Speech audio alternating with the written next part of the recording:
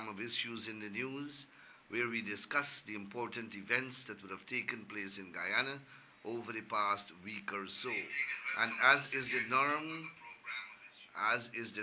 we always have a packed agenda of issues to discuss. Tonight is no different.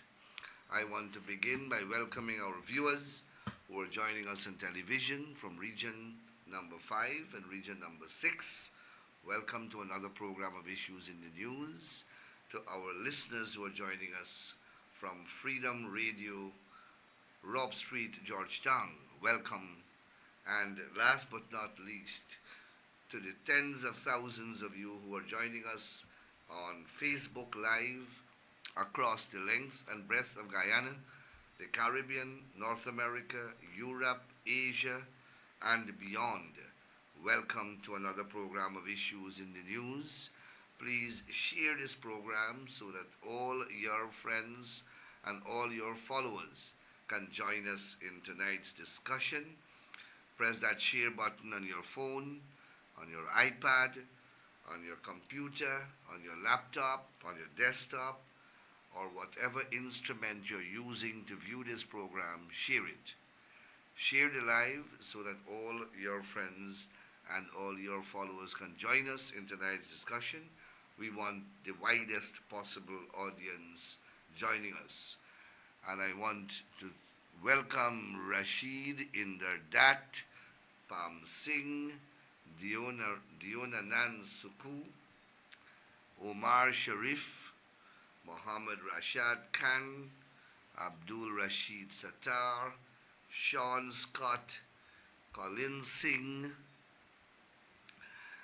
Biki Kumar, Indra Sanchara, and so many of you who are already on Facebook Live joining us for tonight's discussion. Use the comment section to ask questions, raise issues, and ask for any issue that you want clarification on. I want this program to be interactive. So ask me questions, raise issues, and as far as possible, I will try to address them because I want to engage you on this program. So let's begin. Last week, as you would have observed in the media, I had a very important meeting with important operators in the banking sector. This meeting came about upon the instructions of His Excellency the President, who met with the banking officials the day prior, and some very crucial issues were raised of a legislative nature. And His Excellency asked me to engage the banks and to address the issues that they are complaining about. And we had the meeting, and it was a very fruitful engagement. A number of issues of crucial importance were raised, and as far as possible, we attempted to address those issues. Accompanying me in that engagement were my colleagues in Cabinet, the Honorable Colin Crowell, the Honorable Suzanne Rodriguez, and the Honorable Vanessa Ben. As I said, a number of crucial issues were discussed.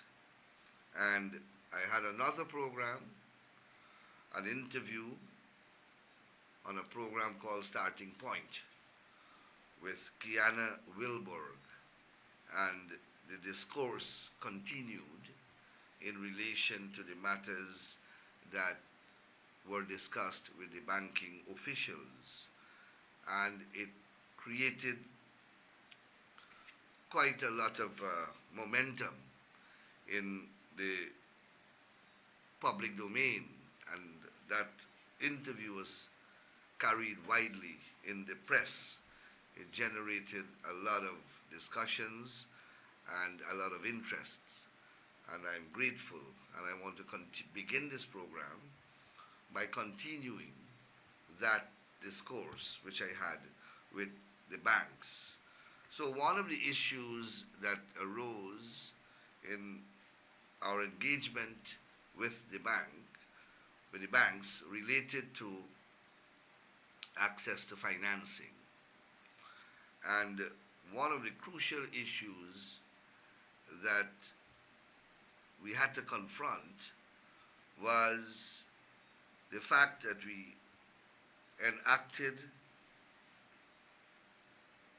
a legislation called the Security Interest in Movable Property Act, number 20 of 2024.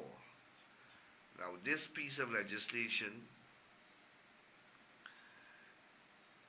introduces a modern framework for the registration of security interests in movable property and represents a significant milestone in advancing Guyana's business and financial regulatory environment. Under this act, persons can borrow using movable property or chattels as security, in particular if they are borrowing to purchase these movable properties or chattels. This is largely done by hire purchase agreements as well as bills of sales or other forms of credit sales or credit transactions. And this new legislation allows a modern framework to be established. It provides for the establishment of a special registry within the Deeds and Commercial Registry called a collateral registry. And these credit instruments are filed as of record at this registry. And as I said, this legislation allows for persons to take out credit or buy these movable properties on credit using the very movable properties or other movable properties as collateral for the credit transaction. And the different instruments, of course, different instruments can be used to secure the credit that is given. And these documents are filed at the collateral registry of the commercial registry. That registry was not up and running because of some technical difficulties. I am pleased to announce that as of today, the registry is up and functional, and bankers, retail suppliers, automotive dealers,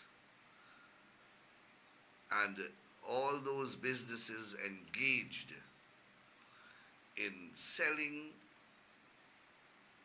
movable property on credit can now have access to this collateral registry and file the requisite instruments which they will decide to use to secure their credit. The Bill of Sales Act has been repealed, and this new act will substitute for the Bill of Sales Act, because one of the most popularly used credit instrument in these credit sale transactions is a bill of sale in relation to movable properties. So many of you, when you purchase a car from an auto dealer on credit, you either do so by hire purchase or you do so by an agreement of sale, but the monies outstanding on that motor vehicle is secured by the execution of the vendor of what is called a bill of sale. And by that instrument, you owe the owner the amount of money outstanding, and that bill of sale contains the conditions in relation to how you will repay that debt. And the vehicle or the subject of that bill of sale, which is the collateral for the bill of sale, is the collateral. And if, for example, there is non-payment or there is some breach of the bill of sale agreement, the creditor is entitled to the remedies that are contained in that instrument, which may include repossession of the chattel or the movable property. So you have a modern framework now through which you can access financing, and the banks and the auto dealer and the businesses who are engaged in these transactions now have a modern framework within which they can transact their businesses. This is not financing, this does not deal with financing for immovable property. I spoke at length on that issue on the Starting Point program. And I said that there's a different regime. And as I said then, and I reiterate now, I did not find any provision in our laws which mandates the use of immovable property only as a collateral for lending. I think I made that point, and that point is, I see it being reported all over the news. I stick by that position. But here we are dealing with movable property being used and a modern regulatory framework established. I have asked the Registrar of Commerce to issue a notice that will be published informing all stakeholders of the now functioning collateral registry, because it was not up and running since the Act came into force, and that created some problems. We have addressed that, and there's a whole mechanism now in place that allows for the use of this registry. Stakeholders, both on the banking and on the commercial side, were trained in relation to the use of this registry, and of course the registry staff themselves were also trained. But we undertook at that meeting that we will follow up with more training, because the issue was raised in relation to more training to familiarize all the important stakeholders and players involved, familiarizing them with the provisions of the Act and how the registry will function. So that's the first issue that I wish to deal with. Last week we had in Guyana the President of the Caribbean Court of Justice He was here to witness and be present at the swearing-in ceremony of the latest addition to the court, Mr. Justice Arif Christopher Bulkan.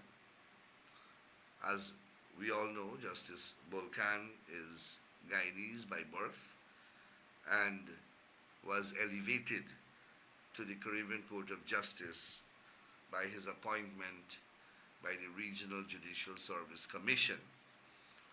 And the protocols are that the oath of office is taken before the head of state of the country from which the judge emanated. Arif Bulkan is Guyanese, so the oath had to be taken before President Dr. Muhammad Irfan Ali. And the President of the Caribbean Court of Justice paid a courtesy call on me, as he did on other important state functionaries, including the opposition and, of course, His Excellency the President. And in discussions he had with me, he raised the issue of the lack of support that the Caribbean Court of Justice is suffering from in relation to other member states of CARICOM. And I believe that Guyana has a duty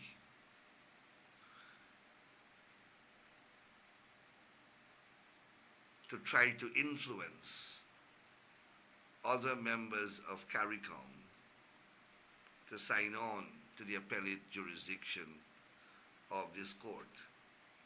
So far, Guyana, Barbados, Belize, Dominica, and St. Lucia are the only Caribbean territories that have signed on to the court in its appellate jurisdiction. All the other countries have signed on to the court in its original jurisdiction. Let me explain quickly the difference between the two. The original jurisdiction of the court is the jurisdiction that the court has to adjudicate on matters arising from the Treaty of Chaguaramas and other regional agreements. The court has a treaty jurisdiction and is the forum where disputes arising from these international regional instruments can be judicially ventilated. So that's the original jurisdiction of the court. The appellate jurisdiction of the court is where it sits as the final court of countries that have adopted it as its final court. Like in Guyana, we have adopted the court, and we were one of the first territories to have adopted the court as our final court. So cases starting in Guyana can go from the High Court to the Court of Appeal to the Caribbean Court of Justice, and that's where it ends. Only those countries that I've mentioned earlier have signed on. So most of the independent Caribbean territories have not signed on. And that's a travesty.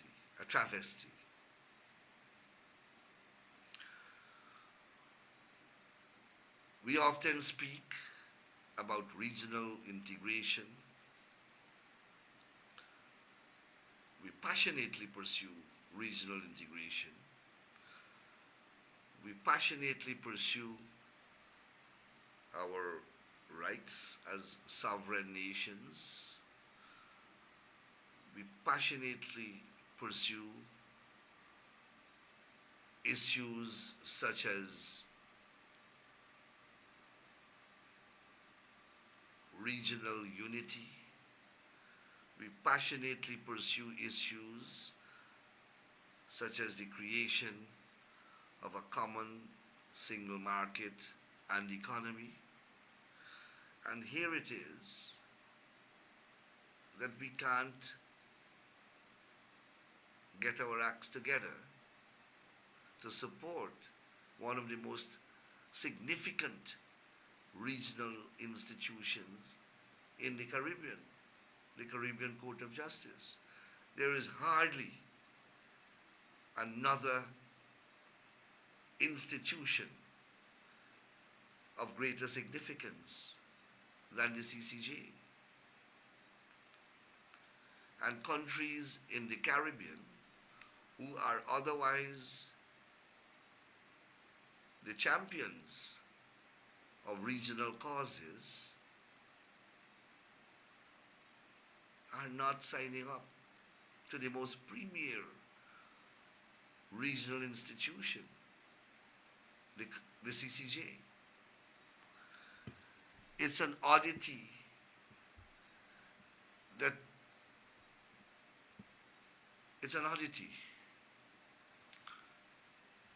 some countries still prefer, in the year 2025,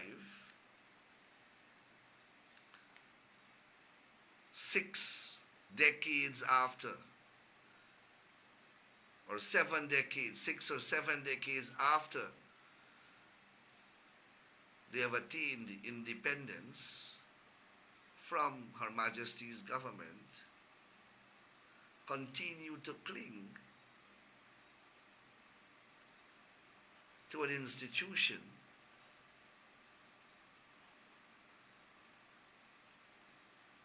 that is of a colonial creation, Her Majesty's Privy Council. And that remains an oddity. It flies in the face of Caribbean integration and regional unity. The seat of the court is in Trinidad and Tobago, and Trinidad and Tobago has not signed on.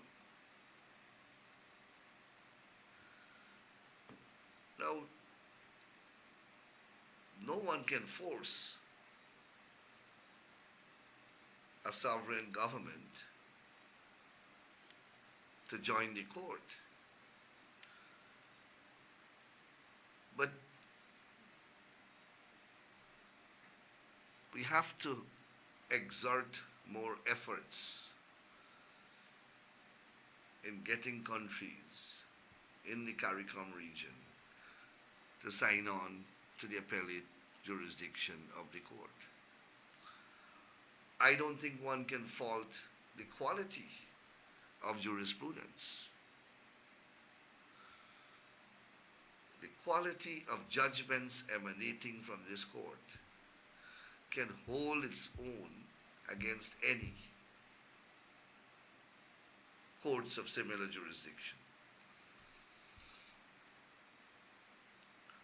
I have had the honor and privilege of appearing before the court as a lawyer in private practice. I have done so as Attorney General. I have appeared in the appellate jurisdiction of the court. I have appeared in the original jurisdiction of the court. I have appeared in other international tribunals of high standing. I just came back having appeared in the International ICSID at the Arbitration Center of Paris, the International Center for this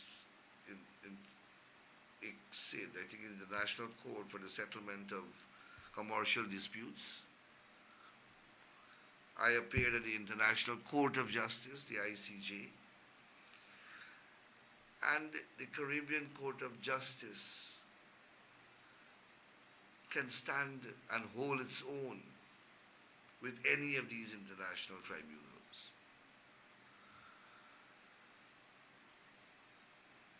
So it's really an enigma, and that it is not winning the support of the rest of the Caribbean.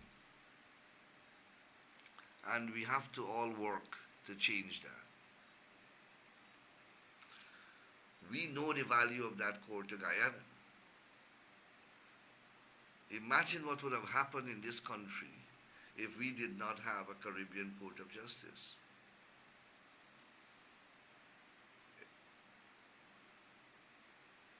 So we know the value of the court. And that court will continue to be of extraordinary importance to the people of Guyana. And we have to ensure the survival of that court.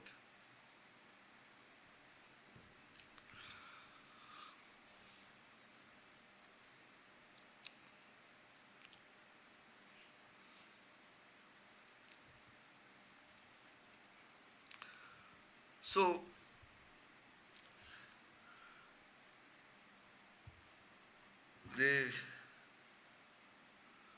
this case, what was the name of this party? Forward Movement Guyana? Forward Guyana Movement. This party has filed another legal challenge against the 2025 elections. You would recall that in the name of Crystal Fisher, it filed a legal challenge against GCOM and the Attorney General 2 weeks before the September the 1st general elections. The case was heard and dismissed and described as being without merit and an abuse of the process of the court, and costs were awarded to the respondents in the sum of $1 million each. Rather than express some degree of contrition, they moved to the Court of Appeal. They filed an appeal to the Court of Appeal. 3 judges sitting in that court expressed similarly condign views and dismissed the appeal. They got another order of $1 million cost against each respondent. So they are at $4 million. Again, not being satisfied, they attempted to file another appeal to the Caribbean Court of Justice. They did not get the procedure right, and the CCJ rejected the alleged appeal. They do not know that you have to get leave of the Guyana Court of Appeal before you can go to the Caribbean Court of Justice. That basic procedural requirement, they don't know. So they went straight to the Caribbean Court of Justice, and the Caribbean Court of Justice rightfully rejected their attempts at filing an appeal. So they are back at the Guyana Court of Appeal seeking leave to appeal a decision of the Guyana Court of Appeal to the Caribbean Court of Justice. While that application for leave is pending and not being satisfied with the series of adverse rulings that they have received, they now file what they are describing as an elections petition.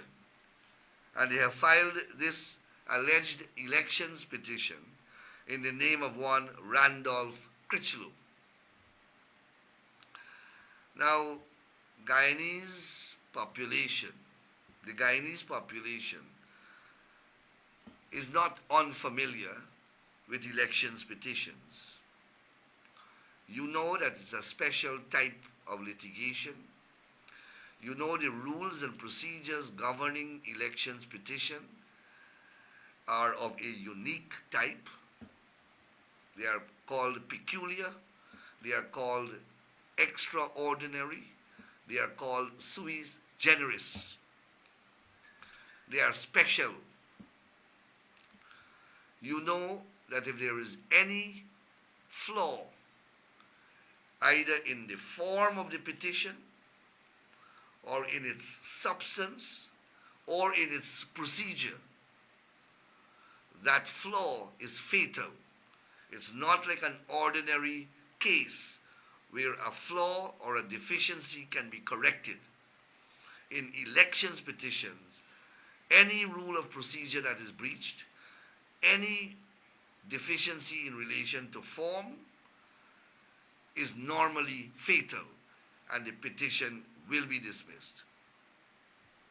And that is how petitions have been dismissed repeatedly in Guyana. And these matters have gone all the way to the Caribbean Court of Justice. And the Caribbean Court of Justice have upheld these sacrosanct and sacred legal principles. Why? Because you can't detain the formation of a government. An elections petition questions an election. If you question an election, it means you're questioning a government. You're questioning the composition of the parliament of a country. And if you want to challenge those mighty institutions, and you want to put a government and a country in jeopardy, then you must come good, for want of a better word. You must put all your ducks in a row. You must get all your cards right. This type of litigation does not permit mediocrity. It does not permit mistakes. It does not permit errors, genuine or non-genuine errors. Once you err, you go. That is the nature of this law and this jurisprudence. Well, this thing that they file, that they're calling an elections petition, is not an elections petition. When you look at what an election petition looks like, it is not this. They just title it elections petition, and they think that is an election petition. And they have violated almost every rule and every procedural requirement surrounding the preparation and filing of an election petition. They have violated every rule and every requirement in relation to the preparation, that's the form of the petition, and its filing. There are many rules governing how this thing has to be done. All of it have been violated. And the court will now have to deal with another colossal abuse of its process. The parties who ought to have been named by law are not even named. But I don't want to go into all the arguments here. What I'm saying is that this petition is hopelessly misconceived and woefully deficient. And one can predict with almost virtual certainty that it will be dismissed. The Attorney General has been named as a respondent.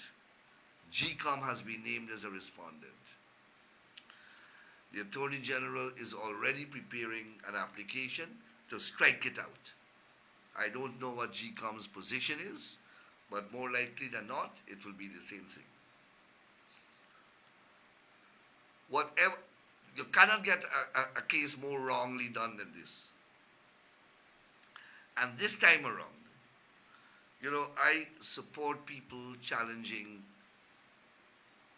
decisions in the court or challenging important events in the court. It's part of the rule of law, it's part of democracy, it's part of one's freedom.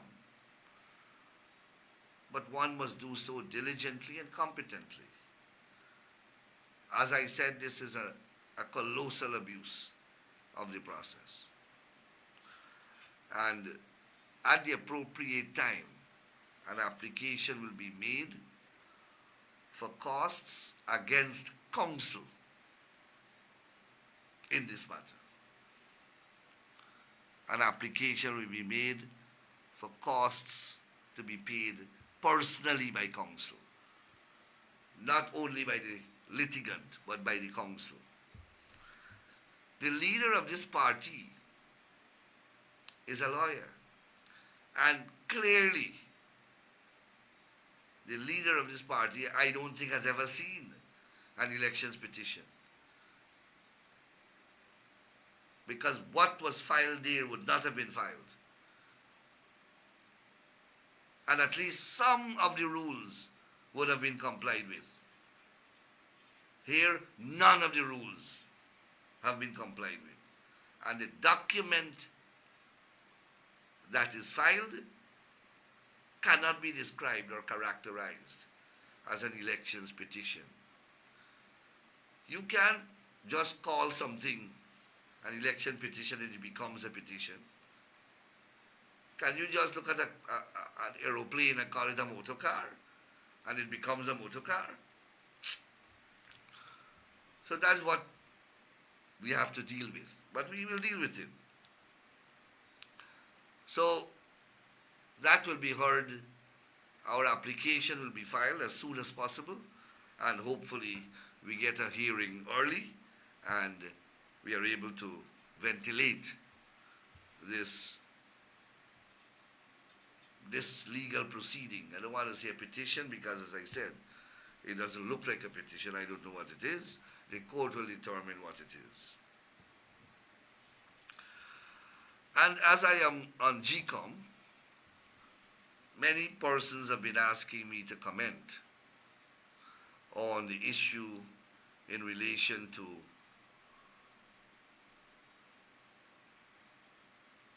the opposition members on the commission. I see in the news that the chair of GCOM has taken a particular position in relation to those members of the commission. Well, remember earlier this year, the commission had solicited my advice, my views on a particular matter in relation to laws that the Attorney General Chambers drafted. So there was nothing wrong with my views being solicited. And I was not advising GCOM as their legal advisor. But every Tom, Dick, and Harry Lau jumped on my back and said that I am advising GCOM and that's wrong and that's incestuous and there's a conflict of interest and all manner of accusations they made against me. So I will refrain from expressing a view on the matter. I have my views, obviously. GCOM is an autonomous body, an autonomous independent body, and the chairperson has taken a position. This obviously is a legal issue involving the opposition, and they have to resolve it. It's obviously a constitutional controversy, and if it reaches the court, in any event, I will have to be a party because all constitutional matters require the Attorney General to be named as a respondent. So I should not be speaking on this matter in any event. If it reaches the court, And those who are aggrieved obviously must know that they have recourse to the court. It's a legal issue. And they can have the matter ventilated there. My views will be expressed at that forum. I don't think it's necessary for me to be dragged in an opposition dispute or to comment on the independent exercise of GCOM's prerogative on a matter that concerns GCOM. So those are my views on that issue. I know the press, many reporters have been calling me and messaging me on my views on that matter. So I pause here to look at your comments. Let me see.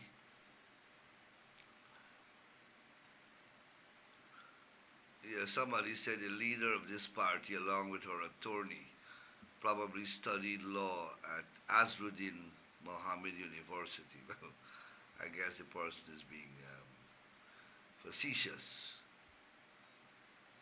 So you see, I'm looking at your views, and I am.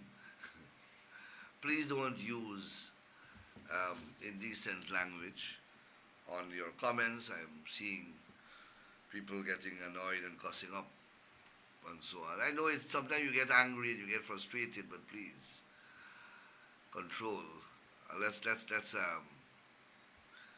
Let's be decent and civil in our disagreements.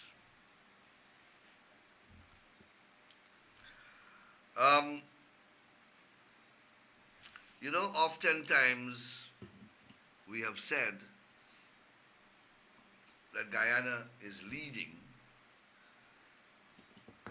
on many fronts in the Caribbean. And indeed, we are. On climate change, on the environment, on the energy sector, and we are also leading on the legislative front. I have often said that we have, by far, the most aggressive legislative agenda in the region.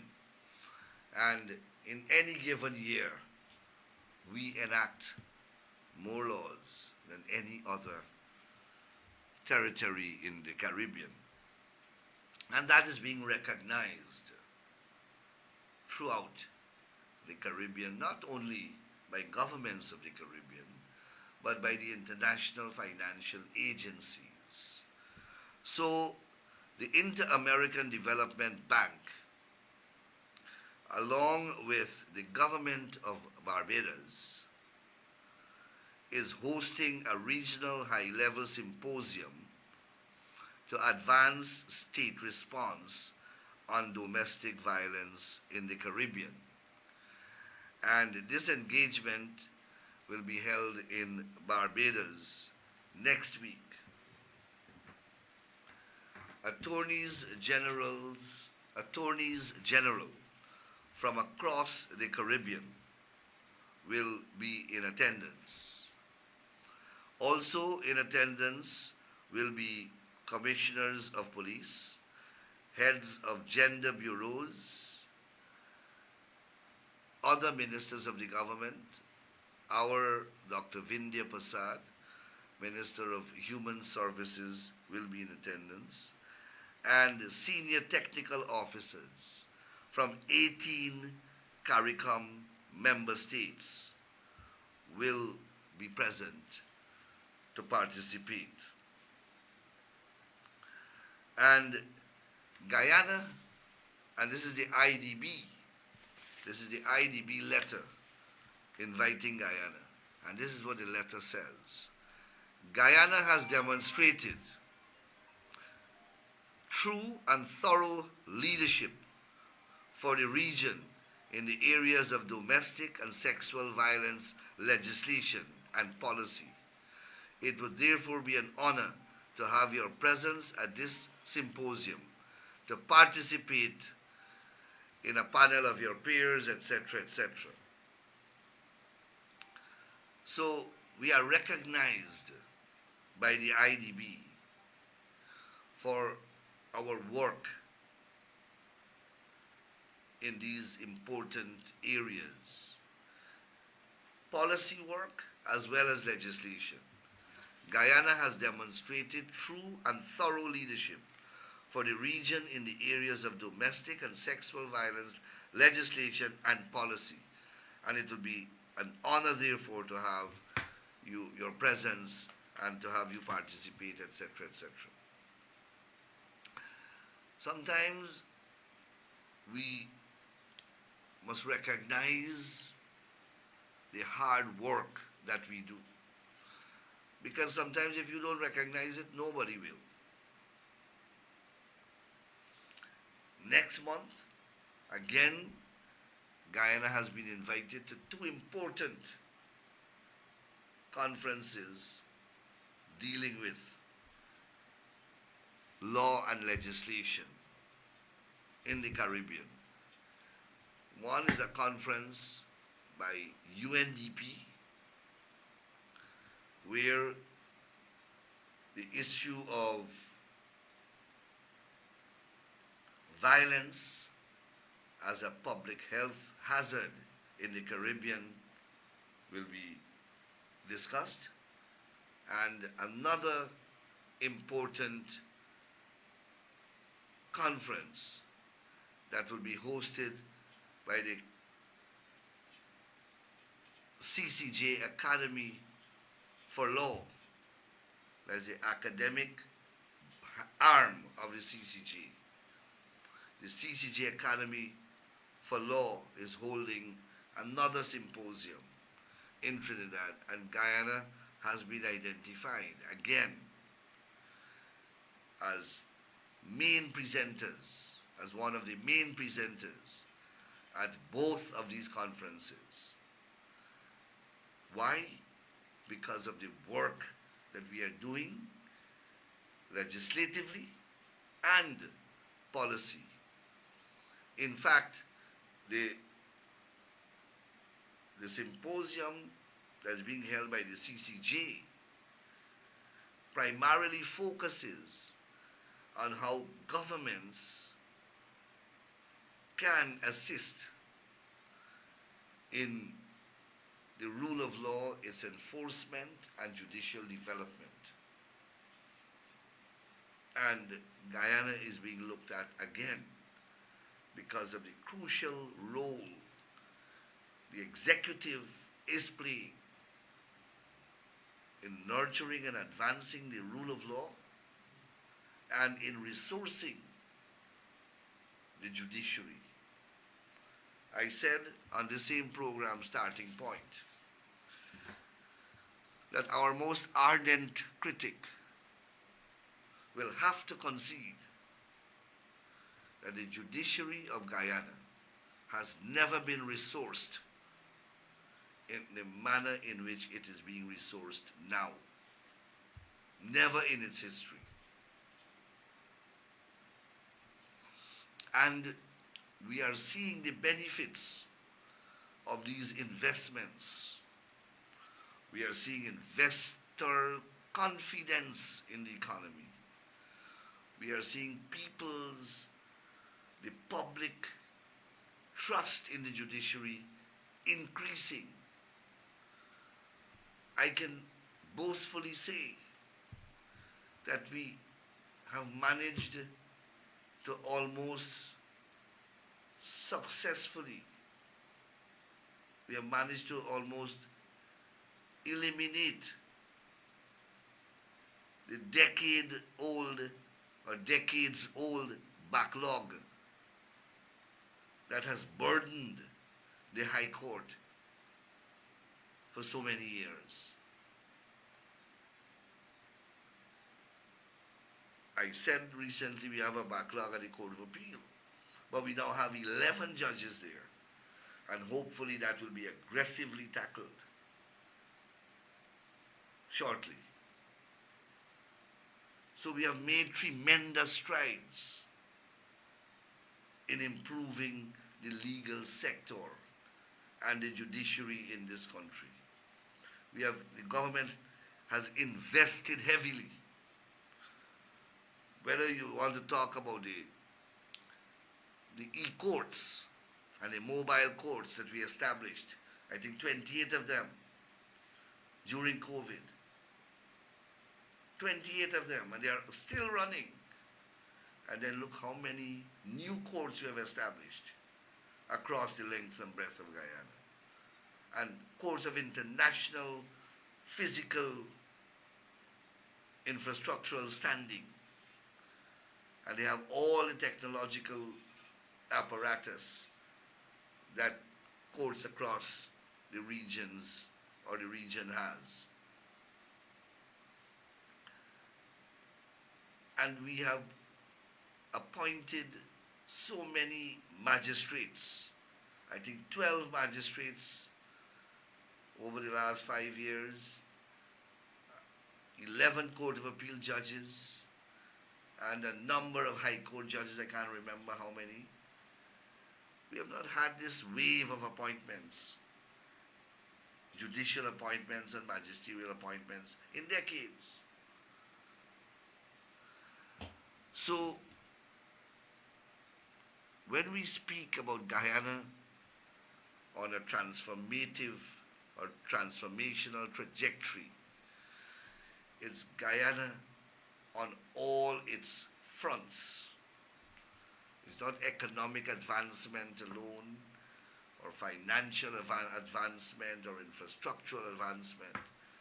It's advancement in every important state of affairs in the country. And the legal sector, obviously,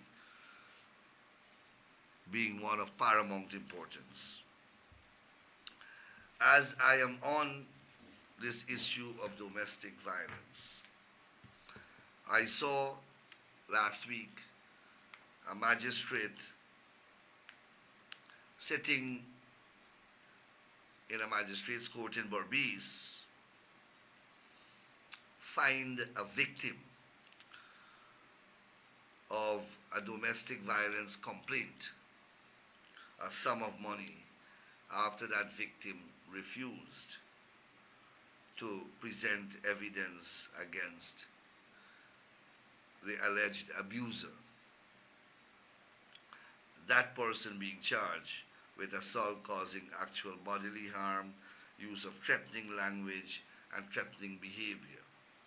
Now, domestic violence is a serious problem in our country. I can speak on domestic violence for hours. I don't have the time here and now. But the state can only play a role to a certain extent. We have equipped all the police stations with domestic violence special capabilities. We have trained police officers to take how to treat with domestic violence complaints. We have put specialized vehicles and facilities in place to address domestic violence complaints at the level of the police station. We have set up homes and centers across this country to treat with domestic violence victims so that they don't have to go back into the home where the abuse is taking place if the abuser is still there. We have trained counselors and social workers across the country to treat with domestic violence victims. We have put a law in place that is of its most modern type, that the IDB just recognizes as a model law for the Caribbean. That's what the IDB is saying. That's what they've said to me personally, that they want to use our Domestic Family Violence Act as a model law for the rest of the Caribbean, because it has so many different provisions in it, both civil procedures and civil remedies, as well as criminal remedies. We have put all of that in place to tackle this deadly problem of domestic violence. Our experience has shown that domestic violence gets progressively worse, and on many occasions it ends up in death. This is not something that we take lightly. And on many occasions, the very persons who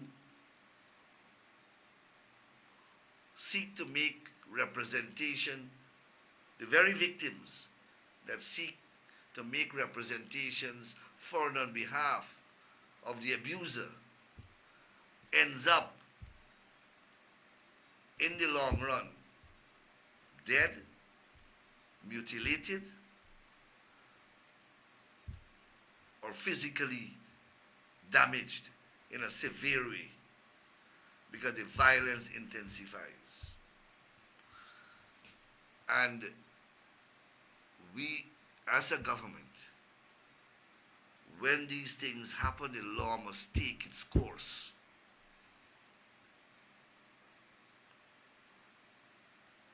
The law must take its course. One can take into account the views of the woman or the victim,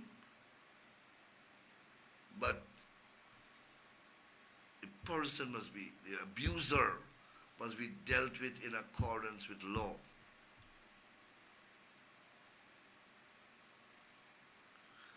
Under the Act, under the Family Violence Act, if the victim condones the abuse, the victim can also be charged. If the victim refuses to testify, the victim can also be charged and penalized.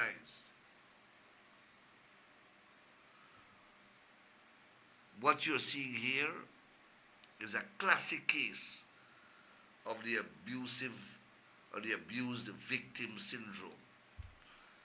She begs for the man, or he begs for the woman. If it is it's reversed, and then worse happens in short shrift.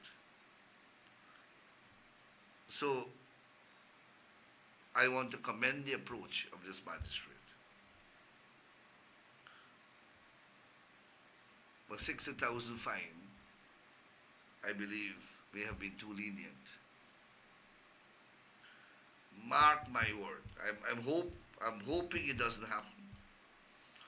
But 9 out of 10 times, this abuse will return. I'm not wishing that in anybody, but I've dealt with enough, and you know, you live in this society. You know how domestic violence unfolds. We have studied it. The victim begging for the abuser has never solved the issue, has never reduced domestic violence, has never done anything, in my view, to help the issue of domestic violence. This here is just to give another chance for greater abuse. That's what the empirical data establishes, unfortunately. We have already passed program time, and I have not even covered most of the issues that I wanted to. I don't know how time flies out when I'm on this program. I want to thank you very much for being on this program over the past hour. We have covered a number of important issues. Next week, as I said, I will not be on the program. We have the conference in Barbados that I spoke to you about. I will be attending the conference in Barbados, and there will not be any issues in the news next week. But as soon as I return the following Tuesday, obviously, we will resume our discourse. Thank you very much. Please enjoy the rest of the evening. Stay safe, and I'll see you not Thursday, not Tuesday, the following Tuesday, when we resume and we meet again. May God bless you and stay safe until then. Thank you very much.